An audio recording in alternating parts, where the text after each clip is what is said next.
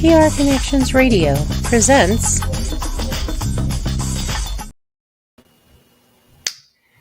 Hello, Gold Knights fans, and welcome to Vegas Hockey Hub Recap here on PRConnectionsRadio.com, the voice of new media. I'm your host, Ian Rakelli, and we have an amazing show planned for everyone all around the world as we are doing the recap of the Vegas Golden Knights and the Montreal Canadiens. And this is definitely going to be a really good show for everyone watching all around the world. And I will say that when it comes to this event, there's going to be a lot of good going on.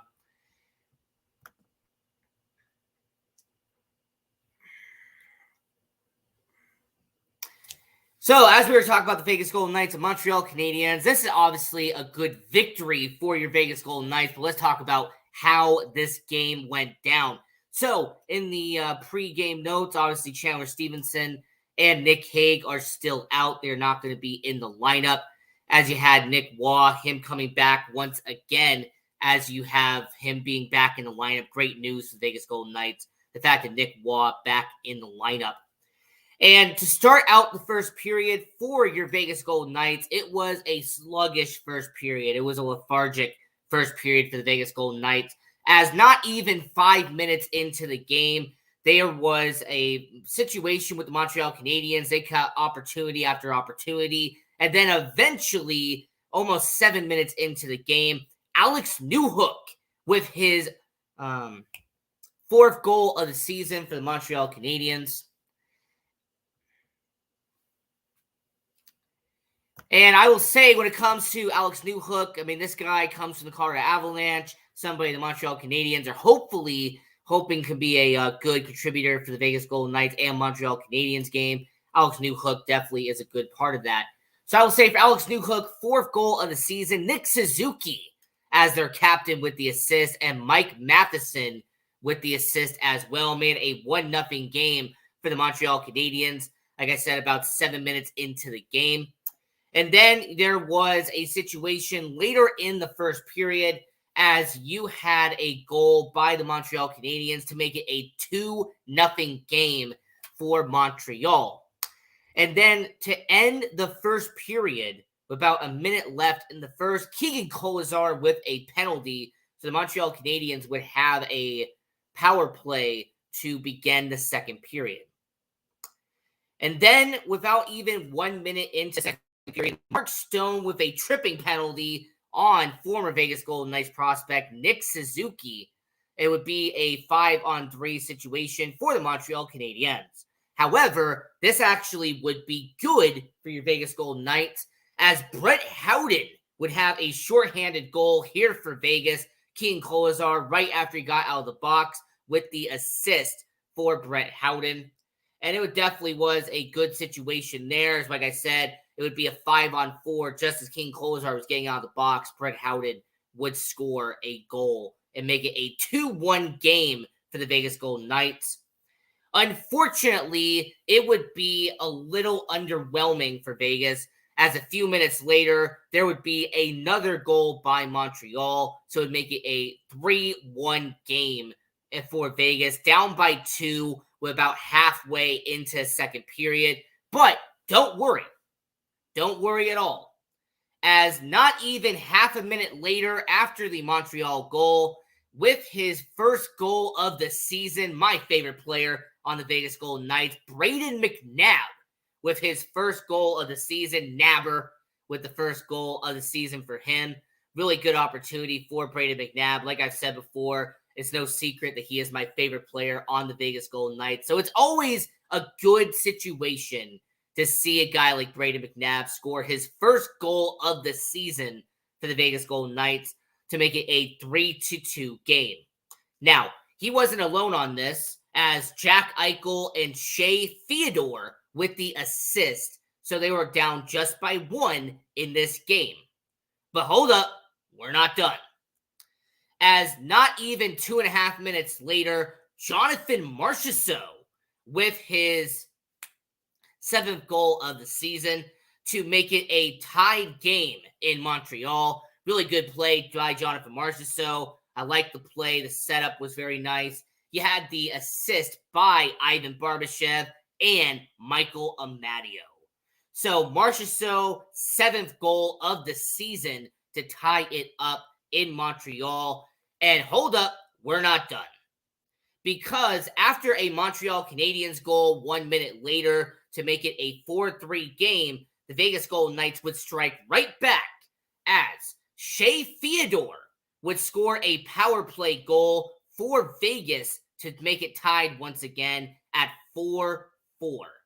And I will say, when it comes to Vegas Golden Knights and when it comes to Montreal Canadiens, this was a good back and forth game. But more importantly, it was a really good physical game with Vegas and Montreal. Like, I will say, when it comes to the Vegas Golden Knights, Montreal Canadiens, this was definitely a situation where it was very physical, some good back and forth, some good elements of hockey that hockey fans would love to see. And if you're somebody that's into that physical style of play, you definitely should go back and watch the Vegas Golden Knights and Montreal Canadiens game. So Shea Theodore had a goal. It was assisted by Jack Eichel and the captain, Mark Stone. Now, I will say that in the second period, Mark Stone would get back into the penalty box once again, ironically tripping the same guy he tripped earlier in the game, as for the second time, he would trip former Vegas Golden Knight first-round pick and current Canadiens captain, Nick Suzuki. So it was a very interesting situation as Nick Suzuki would be tripped twice by the captain of the Vegas Golden Knights in Mark Stone. And then a little bit later, Caden Gould would have not one, but 2 penalties for the Montreal Canadiens in the second period. He would have a cross-checking penalty against Jack Eichel and then a high stick against Brett Howden.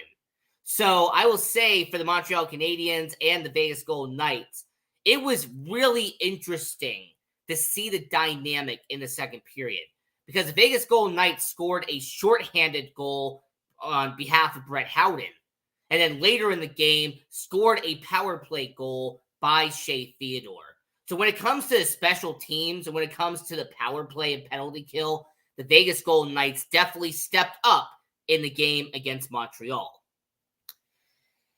And my, oh my, man, this is going to be fun to talk about the last period, the third period of the game for Vegas and Montreal. As after a holding penalty on Zach Whitecloud, there was some good back and forth between Montreal and Vegas. Man, the physicality kind of picked up in the third period, as Justin Barron would have a high sticking penalty on Jonathan Marchessault, and then the interesting double minor that happened later in the game that opened the opportunity for your Vegas Golden Knights, as Brendan Gallagher would have a double minor, a high sticking penalty against Pavel Dorofeev. Now, I'm only going to mention the Brendan Gallagher situation, not just because it was a double minor, but because Pavel Dorofeev, he shedded a couple of teeth there. Like, he had a towel around his mouth. There was some blood there. You could tell that Pavel Dorofeev definitely lost a few teeth because of Brendan Gallagher. So, how did the Vegas Golden Knights respond to a double minor, you might ask?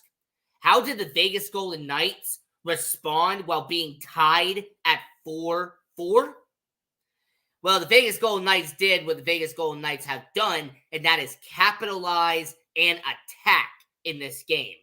As with 2 minutes left and only 1 minute into a double minor, Jack Eichel with his 7th goal of the season on the power play to make it a 5-4 game for your Vegas Golden Knights to take the first lead of the game with less than 2 minutes left. And that's the really interesting part of this game, is the fact that they had their first ever lead in this game, and it took place 2 minutes left in the game.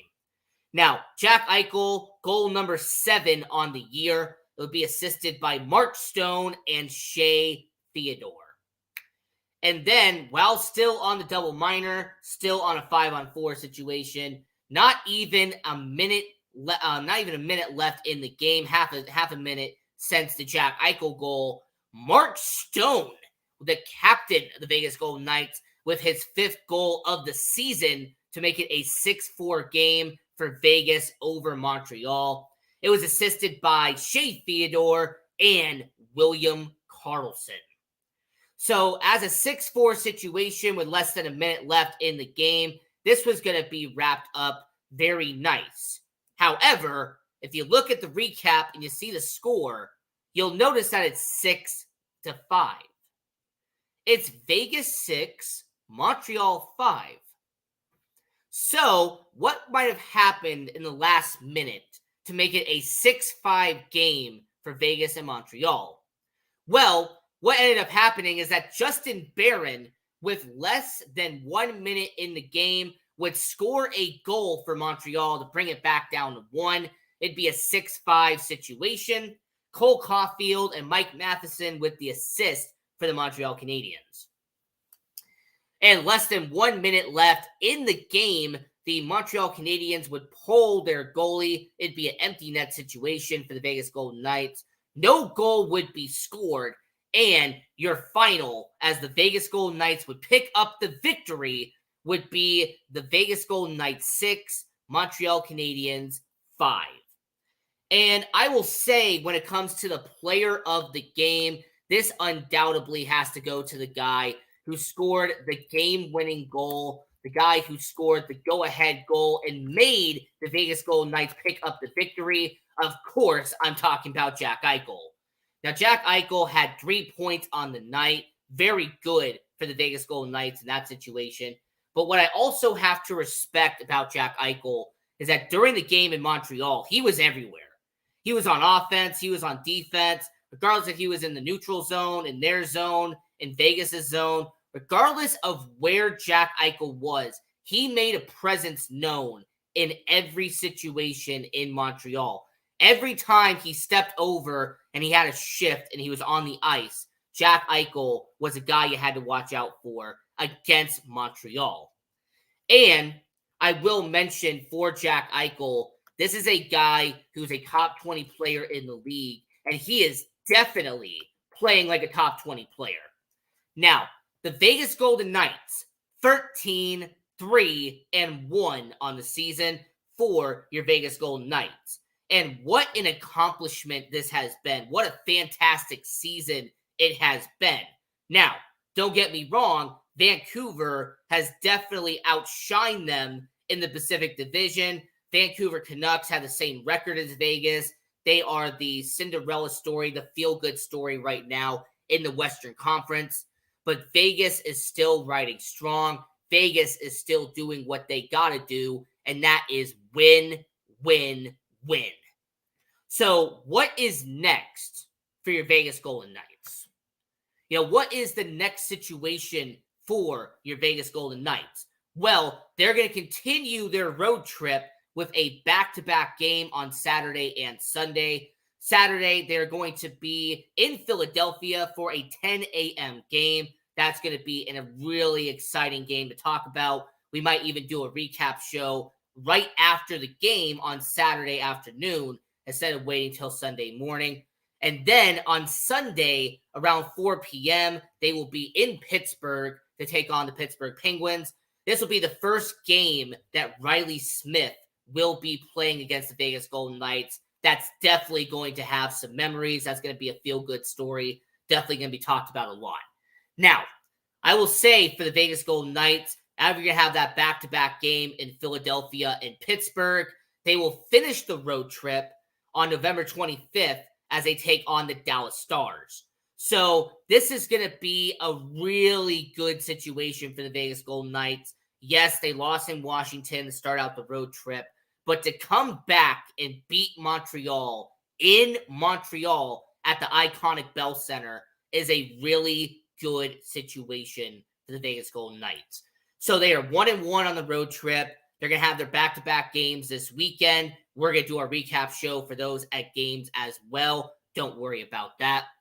And I will say for the Vegas Golden Knights and for the situation we have right now, this is a really good opportunity for the Vegas Golden Knights, not just because of how Jack Eichel played in the game and how much of an opportunity he had in the game, but what I will say about the Vegas Golden Knights is that it felt like everybody on the roster had a role in Montreal.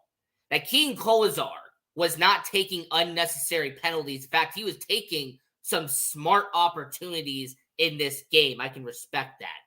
Brett Howden with a shorthanded goal, the good decision-making, the good hockey IQ on the play. That was a good opportunity there. And I will also give credit where credit is due. Shea Theodore with multiple assists in the game. This was a good night for Shea Theodore. Mark Stone, the captain of the team, had a 3-point night. Braden McNabb with his first goal of the season. Nabber, some guy that I obviously have said before is my favorite player on the Vegas Golden Knights. Always great to see him with a goal. And I will also say for the Vegas Golden Knights, I'm not going to take away the credit to the goaltending. Yes, it was a 6-5 game. It was an offensive output. But for your Vegas Golden Knights, Adin Hill still picked up the victory. At the end of the day, Adin Hill was still in the win column for your Vegas Golden Knights. He still is having a strong start to the year. Logan Thompson is having a good start as well. But Adin Hill is really in the conversation right now to being one of the best goalies in hockey. His resume is backing that up right now. So as we have about 15 minutes left here on the Vegas Hockey Hub Recap Show, I'm your host, Ian Rickelli. And I will say for the Vegas Golden Knights here and the Montreal Canadiens, let's go over the team stats very quickly. Let's break down what happened in the game against Montreal at the Bell Center. So the Vegas Golden Knights had a whopping 42 shots on net against Montreal. Caden Premu definitely made his money worth with 42 shots against Premu in Montreal in net, as the Montreal Canadiens only had 28 shots on net. Vegas had 42. When it came to hits, like I said before, very physical game. Montreal had 18 hits. The Vegas Golden Knights had 24 hits. Definitely a good back and forth. Some good physicality in this game between Vegas and Montreal. And then penalty minutes definitely favored Montreal. They had a little less discipline than Vegas did, as Montreal had 14 penalty minutes, only compared to Vegas' 6. And then lastly, the faceoffs. The Montreal Canadiens were slightly better than Vegas. Montreal won their faceoffs about 52% of the time, where Vegas 48%. So when it comes to faceoffs, Montreal technically won, but 52-48, that's kind of near even when you actually stop and think about it. And then the rest of the team stats, as we are breaking it down here on Vegas Hockey Hub, I will say for everyone watching right now that when it comes to the power play opportunities for Montreal and for Vegas, there was 7 power play opportunities for the Vegas Golden Knights. That's an astounding number of power play opportunities. Of course, Vegas capitalized with not 1, not 2, but 3 power play goals in 7 opportunities. So I will say for the Vegas Golden Knights, going 3 for 7, that is a good deal for the Vegas Golden Knights. A really good statement for Vegas on the power play. The Montreal Canadiens were 0 for 3. So once again, got to give respect to the penalty kill for Vegas. One of the best penalty kills in all of hockey is the Vegas Golden Knights. Montreal went 0 for 3. You also had, when it came to blocked shots, the Montreal Canadiens had an astounding 26 blocked shots as compared to Vegas's, who had 13 blocked shots. So similar to the Washington Capitals situation, we're so used to Braden McNabb and Alec Martinez blocking 1,000 shots that I will say when it comes to the Montreal Canadiens blocking double the amount of shots that Vegas did, a little bit surprising, but hey, I guess it's becoming a pattern now on this road trip. Happened in Washington. It's happening now in Montreal. And then the giveaway and takeaway situation is actually a bit interesting to say. The Vegas Golden Knights had 8 takeaways compared to 7 giveaways. So Vegas only gave away the puck 7 times, but took the puck away 8 times. Now, I say it's interesting because of what happened in Montreal. Montreal Canadiens had only 5 takeaways, but had 12 giveaways. So the Vegas Golden Knights had 8 takeaways on Montreal's 12 giveaways. So what that tells me is the Vegas Golden Knights capitalized a lot more on Montreal's mistakes as compared to Montreal capitalizing on Vegas's mistakes.